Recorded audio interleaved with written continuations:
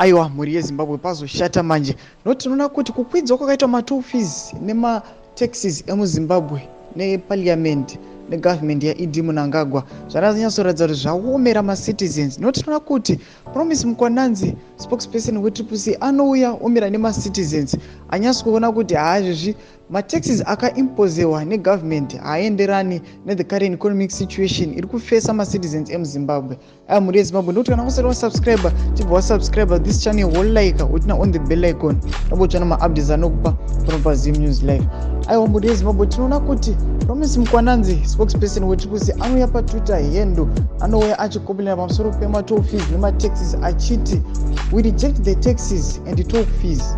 Having studied the implications of the current budget to the ordinary citizen, it is only logical to state that we will encourage the citizens to peacefully mobilize themselves to reject and eject the unjust and illegal taxes, astronomical toll gate fees, and every other instrument instituted to suck and squeeze the citizens out of the little they have from their hard-earned wage incomes. Ari kuti aiwa mataxes akaiswa negovernment zvafanana sekukwidzwa kwakaitwa mapassports, kukwidzwa kwakaitwa matoll gate fees, anyatsokutaura achiti aiwa izvi hazvienderani nethe current economic situation iri kufesewa nemacitizens emuZimbabwe. Saka vanouya vachiti aiwa government inofanira kurevisa their budget kana kuti the citizens have to peacefully mobilize kuti vaone kuti vanozvimiririra votaura kuti aiwa zviri kuitwa negovernment hazvisiri izvo yava kuresva. Saka muri yeZimbabwe ndokamukana ndokuti chipinde mucomment section medu